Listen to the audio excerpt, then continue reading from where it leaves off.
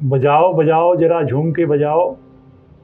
Loudspeaker 90 FM में आज हमने आम आदमी के स्वास्थ्य की चिंता करते हुए कि जो खाद्य पदार्थों में बहुत सारी मिलावटों की सूचनाएं मिलती रहती हैं और हमारे दर्शक और श्रोता भी इस बारे में समय समय पे अवगत कराते रहे हैं। तो आप क्या खा रहे हैं, उसमें क्या मिला हुआ है और मिलावट के लिए आपके पास कौन से कानून हैं, किस तरह से आप इसके लिए गवर्नमेंट में जो विभाग है उससे आप क्या मदद ले सकते हैं। इन सारे बिंदुओं पर बातचीत के लिए आज हमने लाउडस्पीकर अरेस्ट में सहायक खाद्य सुरक्षा आयुक्त डॉक्टर सुधीर कुमार सिंह जी को बुलाया है।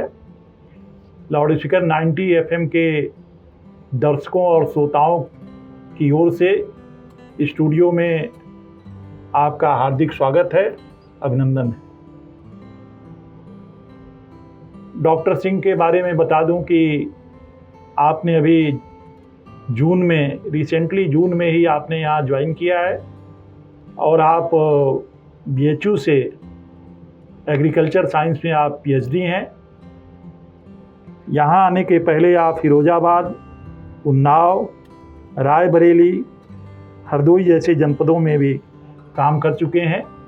2015 से आप विभाग में इस काम को देख रहे हैं। दिवाली भी करीब आने वाली है, तो दिवाली पे तो खोआ में मिलावट की शिकायत शुरू हो जाती है। बहुत सारे आज जो भी हम खान पान हमारा है, हम किसी के बारे में ये गारंटी से नहीं कर सकते कि हम इस पेय में मिलावट नहीं है, हम जो दालें खा रहे हैं उसमें मिलावट नहीं है, सब्जियां और फल भी जहरीले होने से नहीं बच रहे हैं। विभाग की एक भूमिका है। 1954 में सरकार ने इसके लिए एक कानून बनाया, खाद्य अपमिश्रण रोकने के लिए। उसके तहत ये विभाग काम कर रहा है। तो आज इन्हीं सारे बिंदुओं पर, चूँकि आपका हम सब की सेहत सबके लिए महत्वपूर्ण है और विभाग भी इस दिशा में संवेदनशील है। आप समय समय पे अभियान चला करके इसको के मामले में कार्रवाई भी करते रहते हैं, खबरें भी आती हैं। लेकिन जनता की एक भी बहुत बड़ी भूमिका है कि हम इसको लेकर जो हम खा पी रहे हैं, जो खाद्य पदार्थ हम खरीद रहे हैं, जो सब्जियां खरीद रहे हैं, जो फल खरीद रहे हैं, वो मानव स्वास्थ्य के लिए हमारे लिए कितना अनुकूल है या प्रतिकूल है। यदि प्रतिकूल होने का संशय है तो हम विभाग से क्या एफर्ट करते हैं, किसको अप्रोच करें या ना करें। इन सारे बिंदुओं पर कहाँ से क्या हमको मदद मिल सकती है, इन सारे बिंदुओं पर आज हम डॉक्टर सुधीर सिंह जी से बात करेंगे। डॉक्टर सुधीर सिंह जी, आपका एक बार और दर्शकों की ओर से, श्रोताओं की ओर से स्वागत है। देखिए, मिलावट जो है ये आम जनमानस के जो जीवन में है बहुत महत्वपूर्ण हो गया है, क्योंकि आज जो भी खाने पीने की चीज़ें हैं इनमें काफ़ी सारी जो नई चीज़ें देखने को मिल रही हैं। जैसे हमारी जनसंख्या बढ़ रही है और उत्पादन कम हो रहा है। जैसे दूध का ही ले लें कि दूध का जो पहले जानवर थे अब कम हो रहे हैं, तो और खपत जो है वो डेली बढ़ती जा रही है। तो उस केस में जो भी व्यापार में लोग हैं वो ये चाहते हैं कि किसी तरीके से आपूर्ति बनाए रखी जाए, साथ ही साथ जो उनको मुनाफा हो वो ज़्यादा से ज़्यादा हो। इसके कारण लोग मिलावट करते हैं। कई बार ये मिलावट जानबूझकर होती है और कई बार ये अनजाने में भी होती है। आंकड़ा आपने दूध की बात की है जी, तो दूध के बारे में एक आपका जो विभागीय आंकड़ा है उससे जो जानकारी हमको मिली है कि 2022-23 में दूध के 98 नमूने लिए गए और उसमें 60 फेल हो गए। 2023-24 में 103 नमूने लिए गए, उसमें 55 फेल हुए और 2024-25 में 16 में 8 अब तक फेल हो चुके हैं। इसी तरह से दुग्ध उत्पाद में 2022-23 में 95 दुग्ध उत्पाद लिए गए, इसमें 34 फेल हो गए। 2023-24 में 124 में 62 फेल हुए और 2024-25 में अब तक जो है 23 नमूने लिए गए हैं, जिसमें 9 नमूने फेल होने की सूचना है। तो ये बेसिकली जो जैसे दूध की आपने कल आज चर्चा की है, तो दूध में ये यूरिया है और पानी है, ये सारी चीज़ें हैं। तो ये जो मिलावटें हो रही हैं, सबसे बड़ी बात ये है कि पब्लिक करे कैसे। जैसे इसमें मान लीजिए कि दूध में हमें मिलावट का संदेह है कि हमको जो दूधिया दूध दे रहा है उसमें मिलावट है, तो हमको कहाँ जाके कंप्लेंट करनी है? क्या कोई आपके पास कोई ऐसा नंबर है जिस पे हम तुरंत कंप्लेंट कर सकें, या हमको इन रिटर्न करना है या ऑनलाइन कंप्लेंट करना है? इन चीज़ों पे डॉक्टर साहब ज़रा सा फोकस करें।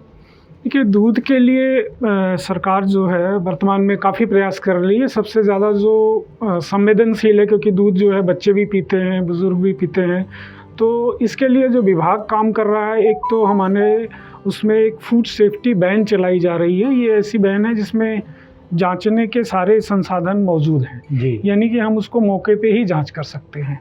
तो हमने जो अभी प्लान बनाया है विभाग ने, वो ये करते हैं कि जितने भी दूधिए हैं, एक तो इनको विभाग में पंजीकृत होना अनिवार्य है, जो भी लोग दूध का कारोबार कर रहे हैं। और इसके लिए हमारे विभाग जो है उनको 100 रुपये का एक रजिस्ट्रेशन जारी करता है फीस के साथ ही साथ एक ID कार्ड भी जारी करता है, जिससे ये हमको पता रहे कि हमारे विभाग में करीब करीब कितने लोग दूध का कारोबार कर रहे हैं और रजिस्टर्ड हैं। साथ ही साथ वो उसको परिचय पत्र लेकर चलने के लिए भी अभी बाध्य किया जाएगा। तो एक तो पहला जो पहल है हमारे यहाँ से कि जो हमारी फूड सेफ्टी वैन है वो एक दिन में कम से कम 100 नमूने जांच सकती है। उसमें टेक्निकल लोग भी हैं और जगह जगह हम भेज के दूध की गुणवत्ता सुनिश्चित करा रहे हैं। साथ ही जैसे उस गाड़ी को अगर जो हमको किसी को कंप्लेंट करना है तो किस नंबर पे फ़ोन करें कि वो गाड़ी वहाँ पहुँच करके जांच कर सके? जी, उसके लिए हमने एक हेल्पलाइन नंबर जारी किया है जो अभी मीडिया के माध्यम से, साथ ही साथ हमने ये भी किया है कि ये जो अपने जितने भी जो परमानेंट शॉप हैं उन पे स्टिकर्स लगाएंगे उन नंबर का। ये नंबर है 9415 बोल दीजिए आप। 9415 जी 33 जी 1893। एक बार और बोल दीजिए, हमारे दर्शक और श्रोता इसको सुन लेंगे। जी 9415 33 1893। ये हमने अभी ये नंबर शुरू किया है और इस पे हम इस नंबर को जगह जगह पे डिस्प्ले कराएंगे स्टिकर्स के माध्यम से। जो भी खाने पीने की दुकानें हैं वहाँ रहेंगी और इस पे जिसको भी कहीं भी कोई शिकायत है या कोई आशंका भी है तो आप इस पे मैसेज कर सकते हैं और हमारी टीम वहाँ जाके जांच करेगी। साथ ही साथ अगर आप खुद चाहें तो हमारा जो ऑफिस है ये पुरानी कचहरी में है और 10 से 11 ये वैन जो है यहाँ पे परमानेंटली रहती है। तो जो भी लोग अपना दूध लेके आना चाहें वो ले आएँ और साथ ही साथ उनको रिज़ल्ट भी बता दिया जाएगा और जहाँ से वो ले रहे हैं उस पर उचित सुधारात्मक जो कार्रवाई होगी वो भी। इसके लिए क्या कोई शुल्क भी देना है? नहीं, ये सुविधा जो है सरकार की तरफ से है और पूरी तरीके से फ्री है और इसके लिए कोई शुल्क आपको नहीं देना है, बल्कि हम तो इसकी तारीफ़ करेंगे कि अगर आप आएँ और हम लोग इसको जो लोग मिलावट कर रहे हैं उनको पकड़ने में सक्षम हो सकें। ये बहुत अच्छी डॉक्टर साहब ने बात बताई कि आपने ये नंबर आप नोट कर लिए होंगे कि इस नंबर पे अगर जो आपको दूध के बारे में डाउट हो रहा है तो तुरंत इस नंबर पे आप फ़ोन करें और इसके बाद जो विभाग की गाड़ी है वो जाकर के उसकी जांच करेगी। यदि विभाग की गाड़ी मान लीजिए किसी एनीवेयर जो नहीं मिल पाती है तो लोग जांच कराने के लिए आपसे कैसे कहाँ कांटेक्ट करें, किस जगह जाएं? देखिए, वो हमने बताया कि हमारा जो ऑफिस है वर्तमान में ये पुरानी कचहरी में है और वहाँ पे खाद्य सुरक्षा औषधि प्रशासन का जो ऑफिस है, किसी से भी पूछेंगे तो वहाँ आ जाएंगे और 10 से 11 के बीच में हमारे सारा स्टाफ वहाँ मौजूद रहता है। तो 100 ml दूध की आवश्यकता होगी, उसको ले आएँ और मौके पे ही जांच करके उनको 100 ml दूध जी तो किसी बर्तन में या स्टील के बर्तन में ही कोशिश करें कि ऐसे बर्तन में रखें जो प्लास्टिक ना हो। अच्छा। और स्टील या कांच का बर्तन यूज़ कर सकते हैं तो ज़्यादा अच्छा रहेगा। जी जी। और जो अभी सब्जियों की बात हो रही थी कि ये जो मार्केट में आजकल जो परवल आ रहा है जी, एक ख़ास तौर से बहुत रंगा हुआ दिखता है, तो इसमें ये क्या मिला रहे हैं और इन लोगों के खिलाफ जैसे कोई कंप्लेंट कर देता है जैसे तो इसमें कार्रवाई क्या होती है? जैसे कोई नमूना आपने लिया, आपने उसको लेबोरेटरी भेजा होगा, तो इसमें प्रोसिक्यूशन अभियोजन की जो कार्रवाई होती है वो कितने दिन और सज़ा इसमें क्या प्रावधान? देखिए, जो जब भी कोई शिकायत होती है तो इसमें तत्काल हम लोग नमूने की कार्रवाई करते हैं। नमूना भर के वो संबंधित लैब को भेजा जाता है और लैब से हमें रिपोर्ट प्राप्त होती है कि इसमें किस तरीके की मिलावट है, और साथ ही साथ ये जिक्र किया होता है कि ये चीज़ खाने के लिए नुकसानदायक है या नुकसानदायक नहीं है, या मिलावट का प्रकार क्या है। जैसे हम एक उदाहरण लें कि अगर दूध में आपने पानी मिलाया तो वो खाने के लिए नुकसानदायक नहीं है, लेकिन उसकी गुणवत्ता को प्रभावित कर रहा है। लेकिन अगर आपने दूध में डिटर्जेंट मिला दिया है, दूध में यूरिया मिला दिया है, तो इससे लोगों के स्वास्थ्य पे गंभीर असर पड़ सकता है। तो ऐसे मामले जिसको खाने से, जिस मिलावट से लोगों को नुकसान नहीं है, सिर्फ उसकी गुणवत्ता प्रभावित हो रही है, उस केस में लोगों पे पेनाल्टी का प्रावधान है, और वो गंभीरता के हिसाब से 10 लाख रुपए तक भी हो सकती है। जी। और जो ऐसे मामले हैं जिनसे लोगों के स्वास्थ्य को नुकसान है, तो उस मामले में हम जो मुकदमे दायर करते हैं, वाद दायर करते हैं, उसमें सज़ा का प्राविधान है, और उसमें 6 महीने से लेके और आजीवन कारावास तक की सज़ा है। ये अपराध की गंभीरता पर निर्भर करता है कि अपराध आपने जानबूझकर किया है या इसके खाने से किस तरीके की क्षति पहुंच सकती है। तो इसके जो माननीय न्यायालय है वो इसको निश्चित करता है और उसके आधार पर उनको सज़ा सुनाता है। एक तो डॉक्टर साहब ये हो गया कि लोग आपको कंप्लेंट करें जी, तब आप एक्शन में। दूसरी चीज़ ये है कि मार्केट में जैसे एक आम उपभोक्ता है, वो जा रहा है, दाल खरीदने जा रहा है, मसाले खरीदने जा रहा है, तेल रिफाइंड जो भी ले रहा है, तो उसकी शुद्धता की जांच तो आम लोग बहुत कम समझ पाते हैं, और वो खरीद लेते हैं, खाते हैं, और अगर जो उसमें मिलावट है तो उसका दुष्प्रभाव इवन आँखों की रोशनी जा रही है, लीवर की फंक्शनिंग प्रभावित हो रही है, लीवर फेल हो रहे हैं, और कैंसर तक की बीमारी खाद्य पदार्थों में मिलावट की वजह से हो रही है। तो आपके पास कितनी बड़ी टीम है जो शहर में आप इसकी जांच कराते हैं, और इसकी क्या प्रक्रिया है आपकी? देखिए, हमारे पास अभी जो खाद्य सुरक्षा अधिकारी हैं जो विभिन्न क्षेत्रों में तैनात हैं, उनकी संख्या कुल 14 है, और ये सभी तहसीलों में एक खाद्य सुरक्षा अधिकारी तथा शहर के लिए 7 खाद्य सुरक्षा अधिकारी तैनात हैं, और इनके द्वारा निरंतर दुकानों का रूटीन इंस्पेक्शन भी किया जाता है। हमारे यहाँ ये व्यवस्था है कि जो भी पंजीकृत दुकानें हैं या गैर पंजीकृत दुकानें भी हैं, उनकी साल में एक बार अवश्य जांच की जाए, और ये देखा जाए कि इनके जो खास करके साफ़ सफाई की जो समस्या है, हाइजीन की जो समस्या है, या अन्य समस्याएं हैं, वो भी एक बहुत महत्वपूर्ण फैक्टर है मिलावट के उसमें। तो ये रूटीन तौर पे इनको जांचा जाना होता है, और साथ ही साथ नमूने भरे जाते हैं, जिसको हम लोग रेड के माध्यम से करते हैं। एक बहुत ही महत्वपूर्ण सवाल आपने उठाया कि आम जनमानस जांच नहीं कर सकता है या मिलावट की पहचान कैसे करे।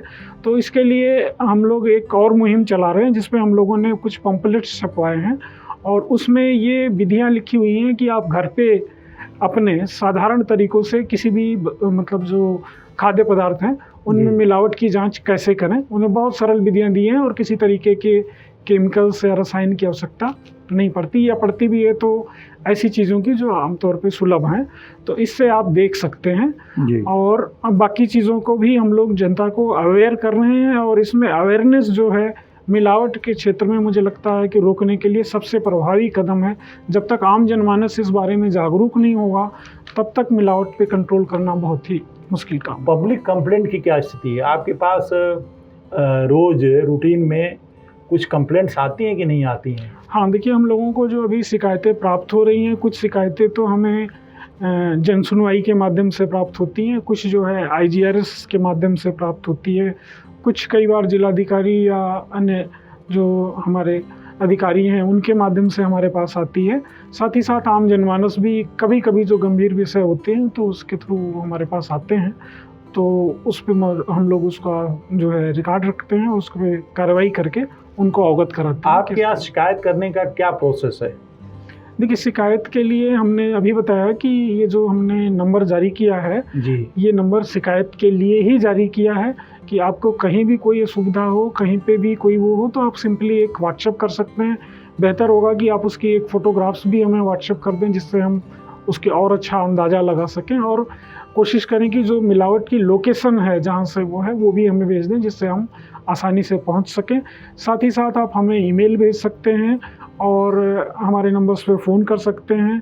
माननीय मुख्यमंत्री जी की तरफ से जो सीएम हेल्पलाइन या IGRS की सुविधा दी गई है, वहाँ कर सकते हैं। ब्लॉक या तहसील दिवस में भी हमारी जो भी कंप्लेन की शिकायतें हैं वहाँ कर सकते हैं, और 10 से 12 हम खुद अपने ऑफिस में बैठ के लोगों की जन सुनवाई करते हैं। तो बेसिकली मतलब ये नहीं है कि आपको इन रिटर्न जाके आपके ऑफिस में कंप्लेंट करें तभी सुनवाई होगी। आपको फ़ोन पे भी अगर जो लोग इत्तला दे दें, सूचना दे दें कि यहाँ ये गड़बड़ हो रहा है, दुकान की लोकेशन भेज दें, तो आप उस पर तुरंत एक्शन में आ जाते हैं। जी, अगर हमें कहीं से भी कोई सूचना मिल जाती है, और कोई ज़रूरी नहीं है कि आप लिखित शिकायत करें, जी आप केवल हमें सूचना दे दें और उसकी हम लोग जांच करके देख क्योंकि लेते यहाँ हैं, आमतौर पे जो भारतीय जनमानस है, जो भारत का आदमी है या पूर्वी उत्तर प्रदेश का, वो सोचता है कि कहीं लिखित में हमको कोई शिकायत ना करनी पड़े। तो ये एक बहुत बड़ी राहत है कि फ़ोन पे भी आप लोग उसको संज्ञान ले रहे हैं और उस पर कार्रवाई कर रहे हैं। जी जी, तो एक तो ये हो गया, और दूसरा जो अभी तक नमूने लेने की स्थिति है, तो आप लोग अपने हिसाब से जो सैंपलिंग कर रहे हैं, जी। तो इधर जो कोई जांच रिपोर्ट आई, जो यहाँ शहर में जिन खाद्य पदार्थों की सैंपलिंग कराई गई, उसमें से जो नमूने लिए गए थे, जांच के लिए भेजे गए, तो उसमें किस तरह की मिलावट की सूचना आ रही है? देखिए, मिलावट के प्रकरण कई मामलों में तो बहुत ही गंभीर हैं। जैसे अभी खास करके जिसको हम मिलावट नहीं कहते, बट वो मिलावट से भी बुरी चीज़ है, जो हम लोग फल और सब्जियां यूज़ कर रहे हैं, उसमें कीटनाशक की मात्रा बहुत ज़्यादा है, जो हमारा स्टैंडर्ड है उससे कई गुना ज़्यादा है। जी तो उसके खाने से लोगों के जो लीवर है और उनके गुर्दे प्रभावित हो रहे हैं। तो इस पे जो है हमारा विभाग काम भी कर रहा है। बीच में अभी आपने सुना होगा कि सिंगापुर में कुछ मसाले एवरेस्ट और अन्य कंपनियों हाँ, के जी, गए जी, थे, जी। जिनको वापस किया गया। वापस करने के बाद विभाग को जब सूचना मिली, तो विभाग ने जितने भी निर्माता हैं प्रदेश में, सबकी जांच करवाई है, और उनके जांच में जो भी नमूने फेल पाए गए हैं, उन पे वाद दर्ज करके कार्रवाई की जा रही है। साथ ही साथ सुधारात्मक कार्रवाई भी की जा रही है। और आपके जानकारी के लिए हम बता दें कि हम लोगों को एक पेस्टिसाइड जांच के लिए किट भी मिल गई है, जो मौके पे ही बता सकती है कि इसमें पेस्टिसाइड की मात्रा निर्धारित मात्रा से ज़्यादा है या मानक पर है। तो इन तरीकों को हम अपना रहे हैं, और साथ ही साथ इसमें ये करें कि जो भी आप फल और सब्जियां लेते हैं, खास करके, या जो भी खाद्य पदार्थ हैं जो धुले जा सकते हैं, बिना धुले उनका प्रयोग ना करें। जहाँ तक हो सके कम से कम 2 से 3 बार इसको ज़रूर धुलें। और जो मिलावट के अन्य प्रकरण हैं, जैसे मसाले में हमें रंग मिले हैं, दालें रंग कर बेची जा रही हैं, और मिठाइयों में जो खोए हैं, वो उनकी जो क्वालिटी है वो बहुत ही ख़राब है। जो रंग मिठाइयों में प्रयोग हो रहे हैं वो भी कार्सिनोजेनिक हैं।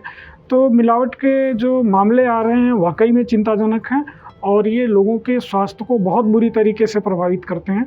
तो इसको हम लोग जितना ज़्यादा जागरूक होंगे, अगर हम जागरूक होंगे तो इन चीज़ों को अवॉइड कर सकेंगे। और साथ ही साथ जो विक्रेता हैं, जब हम उनको इन चीज़ों को मना करेंगे, उनको ये पता होगा कि आम जनमानस को ये चीज़ पता है, तो वो मार्केट में उन चीज़ों को नहीं ले आएंगे। तो अवेयरनेस साथ ही साथ जो हमारे एनफोर्समेंट एक्शन है, ये दोनों मिलकर ही हम लोग मिलावट को ख़त्म कर सकते हैं। ये मुझे अभी कल किसी ने बताया कि ये चीनी और नमक में, जी वो चीनी 2 तरह की बाज़ार में बिक रही है। जी एक 42 रुपये बिक रही है, एक 44 बिक रही है। तो 42 वाली जो चीनी है उसमें माइक्रो प्लास्टिक है, और नमक जो है सफ़ेद, इसमें भी माइक्रो प्लास्टिक है। तो देखिए, ये भी प्रकरण हमने भी इसको खबर को पढ़ा है। और जी। माइक्रो प्लास्टिक्स जो आते हैं वो कई तरीके से आते हैं, वो जानबूझ के कई बार नहीं मिलाए जाते, क्योंकि माइक्रो प्लास्टिक मिलाने का कोई औचित्य नहीं बनता। ये जो हमारी प्रोसेसिंग होती है जब, जी तो ये मशीनों से, साथ ही साथ जो पैकेज करते हैं हम, जो हमारे पैकेजिंग मटेरियल हैं, उनके थ्रू, जैसे आप पानी को ले लें, अगर कोई भी बोतल बंद पानी है और उसको आपने धूप में रख दिया है और काफ़ी दिनों तक वो स्टोर है, तो उसमें प्लास्टिक के जो कण होते हैं वो घुल जाते हैं और उसके थ्रू ये माइक्रो प्लास्टिक्स जो है लोगों के खाने पीने में आ रहे हैं और ये जानबूझकर नहीं मिलाए जा रहे हैं, बट ये बहुत ही चिंताजनक है। ये कार्सिनोजेनिक्स होते हैं, तो इसके लिए जो है विभाग जांच करके आवश्यक कार्रवाई करके अपना जो एहतियातन कदम है उसको उठाया जाएगा। ये जो कोल्ड ड्रिंक्स हैं, जी, कोल्ड ड्रिंक्स में भी कुछ मिला के, और ये जो आइसक्रीम है, आइसक्रीम में भी मिलावट हो रही है। देखिए, आइसक्रीम जिसको हम लोग आइसक्रीम समझ के खाते हैं, ये एक्चुअल आइसक्रीम नहीं है। आइसक्रीम जो होती है वो दुग्ध और दुग्ध उत्पाद से ही तैयार की जाती है। इसको ये लोग आइसक्रीम के नाम से बेचते ज़रूर हैं, लेकिन इसको जो नाम है टेक्निकली उसको हम फ्रोजन डिज़र्ट बोलते हैं जी। और इसमें जो चीज़ें यूज़ की जाती हैं, इसमें कुछ कलर्स भी होते हैं, पाम ऑयल भी होगा। जब भी आप कोई चीज़ ख़रीदें तो एक बार उसके लेबल को ज़रूर पढ़ें। अगर वो पैकेट है उस पे आपको सारी इन्फॉर्मेशन दर्ज होती है, इसीलिए दर्ज की जाती है कि आम जनमानस ये समझ सके कि हम क्या खा रहे हैं। लेकिन लोगों में जागरूकता के अभाव से और जो कानून का कुछ पेचीदगियाँ हैं उसका फ़ायदा उठा के ये लोग इस तरीके से व्यवसाय कर रहे हैं। आप जब भी आइसक्रीम खाएं तो उस पे ये देख लें कि क्या आइसक्रीम लिखा हुआ है। अगर आइसक्रीम नहीं लिखा हुआ है तो आइसक्रीम की श्रेणी में नहीं आता, वो फ्रोजन डिज़र्ट के श्रेणी में आता है और उसमें कई तरीके के रसायन का उपयोग होता है। जी। तो ये आप लोग जो है जब भी खाएं तो एक बार देख लें, फिर ये चूज़ करने की बात है कि आप उसको खाना चाहेंगे या नहीं खाना चाहेंगे। एक आम ग्राहक अब बड़ा मुश्किल हो गया है कि हम जो सामान खरीद रहे हैं वो कितना प्योर है, इसको कैसे वो जांचे। देखिए, किसी भी मिलावट का जांचने का जो बहुत ही सरल तरीका है, बहुत ही सरल तरीका है कि एक जिस चीज़ में रंग मिला होगा वो खाने की चीज़ नहीं है। और इसको आप जैसे जान सकते कि मान लीजिए आपने दाल ख़रीदा, दाल जो है आप ठंडे पानी में डाल के जब धुलते हैं, अगर उसमें किसी तरीके का कलर आ जाए तो आप समझ लीजिए कि ये रंगी हुई है। इसी तरीके से हल्दी है, हल्दी में आजकल जो मिलावट हो रही है या जो करते हैं वो लेड क्रोमेट की मिलावट हो रही है। और वो लेड क्रोमेट इसलिए मिलाया जाता है कि एक तो वो कलर जो है हल्दी को बहुत अच्छा कलर दे देती है, दूसरा उसमें किसी तरीके के कीड़े नुकसान नहीं पहुंचाते क्योंकि वो ऑलरेडी टॉक्सिक है। तो इसको भी जैसे हल्दी को आप ठंडे पानी में डालेंगे तो वो कलर छोड़ देगी। हमारे नेचर में ये है कि जैसे आप मिर्च ले लीजिए, परवल ले लीजिए, बैगन ले लीजिए, किसी भी चीज़ को आप पानी में डालेंगे तो वो कलर नहीं छोड़, कोई भी फल हो, कोई भी वो ठंडे पानी में अगर आप डालेंगे तो ये रंग नहीं छोड़ता। लेकिन जब भी आप इसको वॉश करेंगे जहाँ पे भी कलर किया गया है तो वो रंग छोड़ देगा। पहली चीज़ तो ये है। दूसरी, बाज़ार से आप जब भी चीज़ें खरीदें तो रंगीन चीज़ों से बचें, क्योंकि इस पर इतना फोकस मैं इसलिए कर रहा हूँ कि ये जो रंग हैं ये कार्सिनोजेनिक होते हैं और इसका दुष्प्रभाव काफ़ी समय बाद दिखता है, जिसको हम खाते समय नहीं जान पाते हैं। साथ ही साथ आप ये देखें कि जैसे नेचर में, जैसे आपने कोई चीज़ खरीदी, दाल ही खरीदी, तो वो बहुत चमकदार तो नहीं है। आपने जीरा खरीदा, बहुत चमकदार शाइनी तो नहीं है। वो शाइनी इसलिए होता है कि उसके ऊपर से कोई ना कोई कवरिंग चढ़ाई गई होती है। हमारे जो नेचर में कोई भी चीज़ एक जैसी नहीं पाई जाती। जैसे मान लीजिए एक एग्जांपल लें हम कि धनिया लेते हैं हम, जो खड़ी धनिया है मसाले में, तो उसमें कोई बीज छोटा होगा, कोई बीज बड़ा होगा, किसी का कलर थोड़ा सा मटमैला होगा, कोई थोड़ा सा ब्राइट होगा, एक जैसा कोई भी नहीं होगा। ये नेचर का अपना खासियत है कि जो भी हमारे जीन्स होते हैं वो उसको डिसाइड करते हैं। जिस तरीके से हम ह्यूमन बींग्स एक जैसे नहीं होते, इसी तरीके से जो भी पौधे से प्रोडक्ट आएगा, अगर वो फैक्ट्री मेड नहीं है तो एक जैसा कभी नहीं होगा। अगर वो एक जैसा है तो ये समझ जाएं कि ये खाने के लिए सूटेबल नहीं है, किसी ना किसी तरीके से इसमें छेड़छाड़ की गई है। तो चमकीली चीज़ों से बचें। और साथ ही साथ ये देखें, खास करके दूसरी चीज़ हम कहते हैं कि जैसे आप सब्जियां खरीद रहे हैं, सब्जियों में क्या होता है, हमारी ये टेंडेंसी है कि जैसे बैगन हम लेने गए तो जो बहुत चमकदार दिख रहा है या जिस पे कीड़े नहीं लगे हुए हैं या जो उस पर कोई इस तरीके की वो नहीं है, तो उन चीज़ों को पहले खरीदते हैं। हकीकत में यही चीज़ें हमारे लिए ज़्यादा नुकसानदेह होती हैं, क्योंकि अगर वो बहुत चमकदार है, कोई कीड़ा नहीं, इसका मतलब उसमें बहुत सारा पेस्टिसाइड प्रयोग किया गया है, बहुत सारे रासायनिक खाद प्रयोग की गई हैं, जिसके वजह से उसका लुक इस तरीके का आ रहा है। तो आप अगर कहीं बाज़ार में जाएँ और ये देखें कि इसमें फलों में कहीं कीड़े लगे हैं तो उनको अवॉइड करें, बट वो आपके खाने के लिए बहुत अच्छा है, क्योंकि कीड़े के पास ये सेंस है कि क्या चीज़ खाने के लिए है और क्या चीज़ खाने के लिए नहीं है। वो सेंस हमारे पास उतना अच्छा नहीं है। जी। तो इन चीज़ों को भी देख के हम जो है मिलावट की पहचान कर सकते हैं। इस समय मार्केट में जो परवल आ रहा है, जी परवल दो तरह के आ रहे हैं, जी। एक तो छोटा छोटा और एक वो जो बड़ा सा होता है size। बड़ा सा होता है, लेकिन वो काफ़ी हरा दिख रहा है। जी। तो इसमें इसको कैसे ये कलर करते हैं, क्या क्या करते हैं इसको कैसे? हाँ, देखिए कहीं कहीं पे क्या होता है कि जो बड़ा परवल है उसको ये लोग मतलब आकर्षक बनाने के लिए कि जल्दी से लोगों की दिखाई दे कि हाँ ये बहुत अच्छी चीज़ है, तो इस पे एक मैचेट ग्रीन नाम का कलर होता है, उसको ये मंडी में या अपने घर पर उसको डुबो देते हैं और वो कलर उसके ऊपर लग जाता है और देखने में वो सब्ज़ी बहुत हरी भरी दिखाई देती है। ये ज़्यादातर ये प्रयोग करते हैं जो हरी चीज़ें होंगी, जैसे आपका मिर्च हो गया, जैसे आपका परवल अच्छा, हो हरी गया। मिर्च, परवल। हाँ, जो भी चीज़ें हरी होंगी, मटर हो गई, इन चीज़ों में ये प्रयोग करते हैं जिससे कि आपको वो बहुत हरी और ताज़ी दिखे और 4 दिन बाद भी वो उसको बेचें तो आप उसको ख़रीद लें कि उसका लुक ख़राब ना हो और आप ये ना समझें कि ये ताज़ा है कि ताज़ा नहीं है। तो उसको आप बहुत आसानी से जान सकते हैं। आप ज़रा सा भी हाथ में लेंगे और थोड़ा सा पानी डालिए, अगर आपके हाथ में रंग लग रहा है किसी तरीके का तो इसका मतलब वो जो है रंगा हुआ है, और उसका तत्काल विरोध करें और उसको जो हमने व्हाट्सएप जारी किए हैं या जो भी माध्यम है उसके माध्यम से विभाग को ज़रूर सूचना दें, जिससे ऐसे लोगों पे हम सख्त कार्रवाई करके इन चीज़ों को रुकवा सकें। ये मिठाई में जो मिठाई जैसे ये लड्डू है, जी ये एक तो लड्डू जैसे सामान्य जो रंग होता है, कुछ मैं देखता हूँ कि बहुत ज़्यादा लड्डू हाँ, खिला हुआ है, तो उसमें भी ये मिलाते हैं क्या? हाँ, देखिए जितनी भी मिठाइयाँ बन रही हैं आज के उसमें परिवेश में, उसमें कलर मिलाने की जो टेंडेंसी है वो बहुत ज़्यादा है और कानूनन एक्चुअली कुछ पीपीएम तक जो फूड कलर होते हैं जिनको हम खाने वाला रंग बोलते हैं, जिसको गवर्नमेंट ने डिसाइड किया है कि ये रंग जो है आसानी से आपके उसमें जो है आपको हानि नहीं पहुंचाते और किसी न किसी माध्यम से बाहर निकल जाते हैं, तो वो रंग 100 पीपीएम तक प्रयोग कर सकते हैं। 100 पीपीएम मैक्सिमम। 100 पीपीएम का मतलब होता है कि 100 मिलीग्राम पर किलोग्राम। बट अभी जो आप पाएंगे बाज़ार में जो मिठाइयाँ हैं उनमें ये मात्रा कई गुना ज़्यादा होती है, 4 से 6 गुना ज़्यादा, 7 गुना ज़्यादा होगी। और कई बार तो ये ऐसे रंग होते हैं जो इंडस्ट्रियल यूज़ के रंग होते हैं, उनको मिला दिया जाता है और लोग उसकी तरफ अट्रैक्ट भी बहुत होते हैं। जैसे एक्चुअली ये हमारे नेचर में है, जैसे आप पका फल देखेंगे तो जो पीला फल होगा उसको आप ज़्यादा प्रेफर करेंगे, टमाटर है लाल रंग का है तो उसको आप ज़्यादा प्रेफर करेंगे। ऐसे ही हमारा जो साइकोलॉजी है, हमारे जो मन है वो इन चीज़ों की तरफ ज़्यादा अट्रैक्ट होता है जो हमें कलरफुल प्रतीत होती हैं।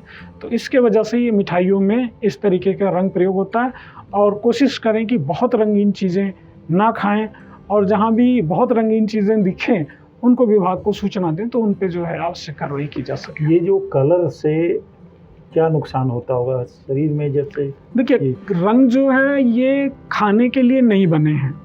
कोई भी रंग हो, अगर वो जिसको हम खाने वाला रंग भी बोलते हैं, अगर वो भी निर्धारित मात्रा से अधिक होगा तो वो भी नुकसान करेगा। जैसे हलवाई तो कुछ रंग डालते हैं। जी, जो उसमें हलवाई जो रंग डालते हैं उनमें कुछ रंग जो है उसको हमने बताया कि ये अलाउड हैं, जैसे नमकीन में कुछ अलाउड हैं या कुछ ऐसी चीज़ें हैं जहाँ पे रंग की थोड़ी बहुत आवश्यकता पड़ती है।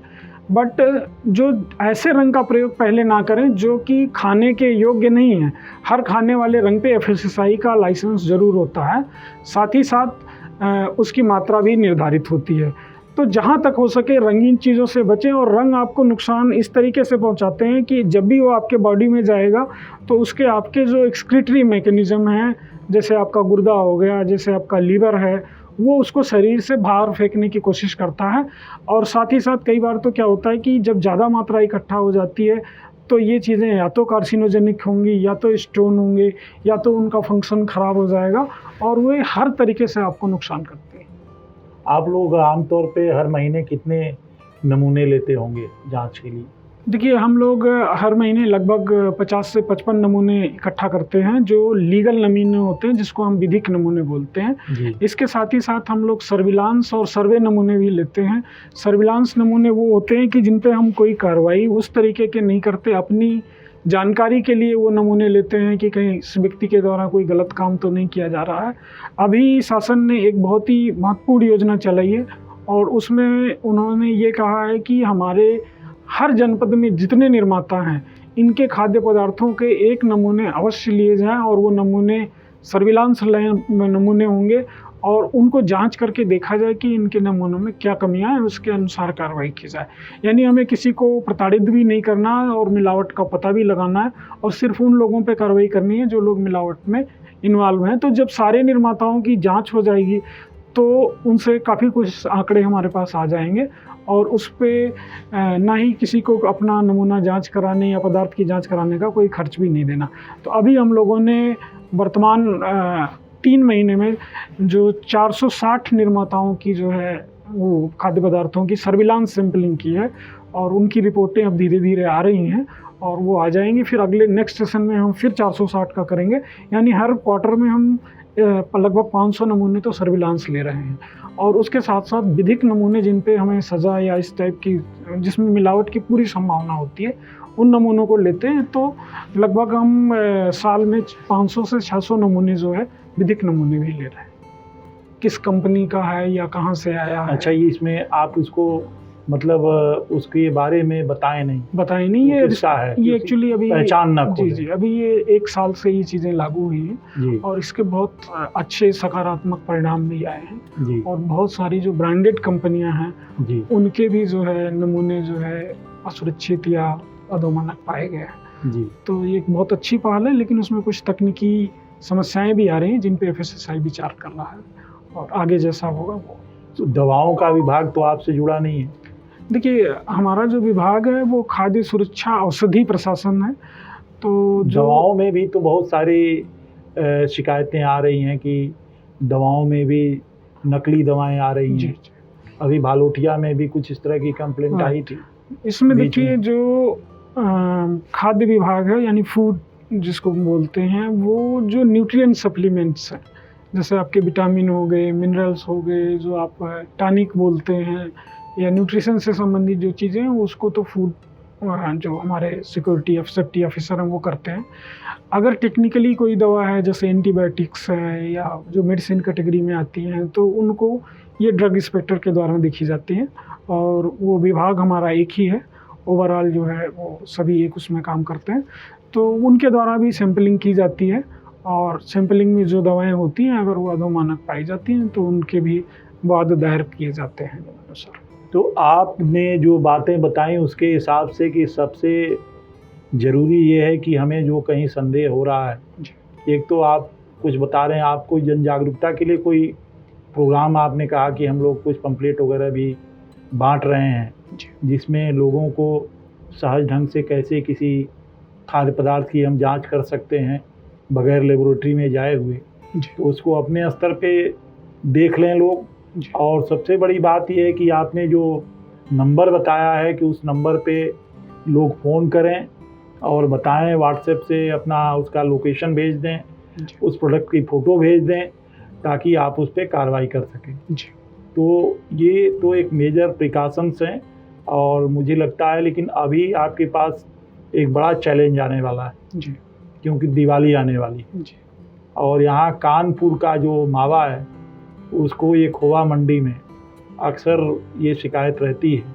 ये खोवा में क्या क्या मिलाते हैं, क्या करते हैं, इसमें कलाकारी, इसमें बहुत ज़्यादा कलाकारी होती है। देखिए, हमने पहले कहा कि जो हमारा दूध का जो उत्पादन है जी, उसका कम होना ही मिलावट की सबसे बड़ी वजह है, क्योंकि जो मिठाइयाँ बनती हैं वहाँ पे मावे का प्रयोग होता है, जो छेने या पनीर बनेंगे वहाँ भी दूध का प्रयोग होता है। तो जब इन लोगों को दूध नहीं मिलता तो ये इसके विकल्प की तलाश करते हैं कि किसी तरीके से इसको आम जनमानस तक पहुँचाया जाए और उससे मुनाफा कमाया जा सके। तो गंभीर मिलावट के, जैसे आपने सही कहा कि जैसे कानपुर से खोया आता है यहाँ पे, और भी अन्य जनपदों से यहाँ पे रोडवेज, इवन जो अपने व्यक्तिगत वाहन है उसके थ्रू, रेलवे से, इन लोगों से द्वारा ये जो खोया मंडी में व्यापारी हैं या बड़े आड़ती हैं, क्विंटल के क्विंटल आता है जी, ये आता है।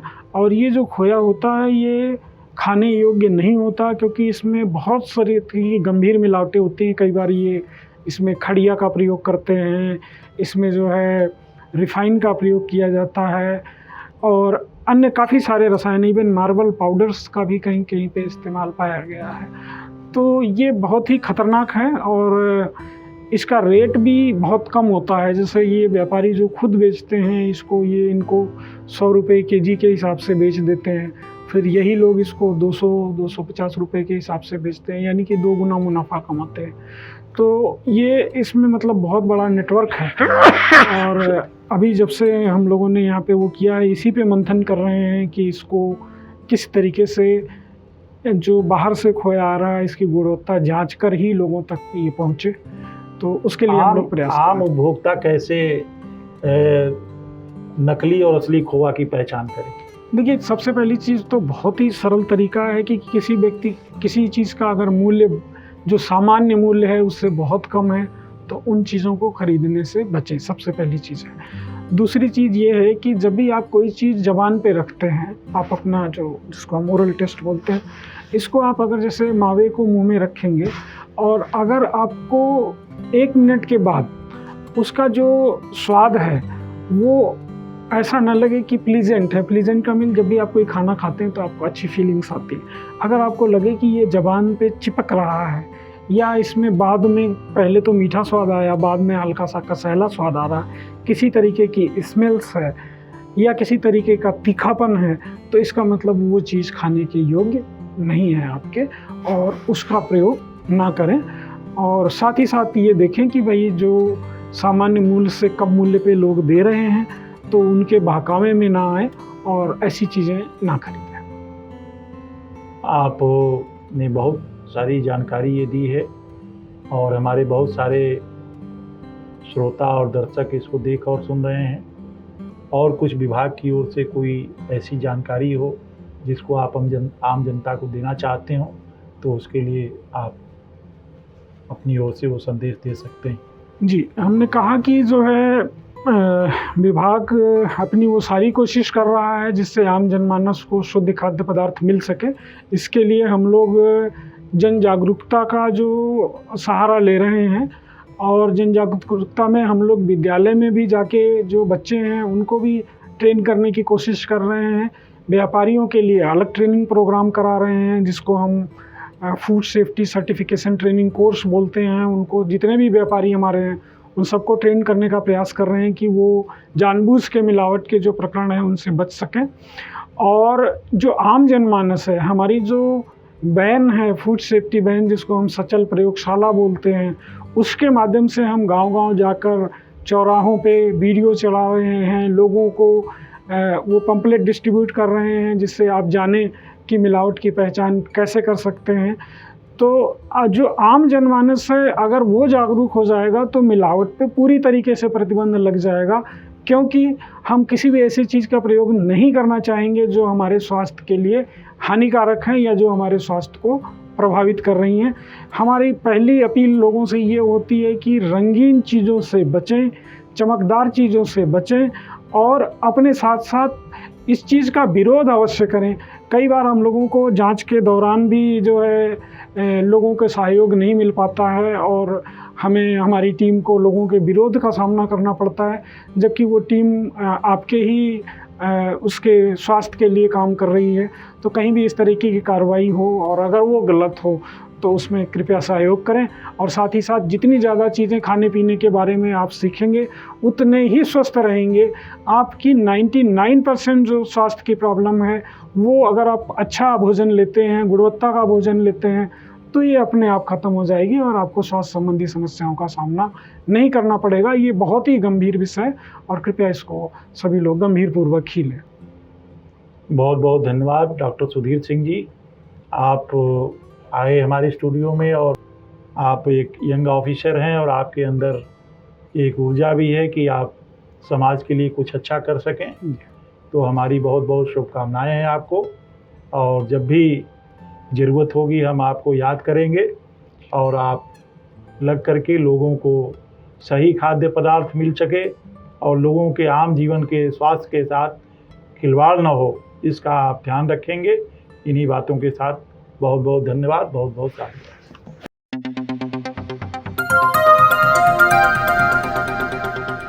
बजाओ जरा झूम के बजाओ, बजाओ बजाओ जरा झूम के बजाओ।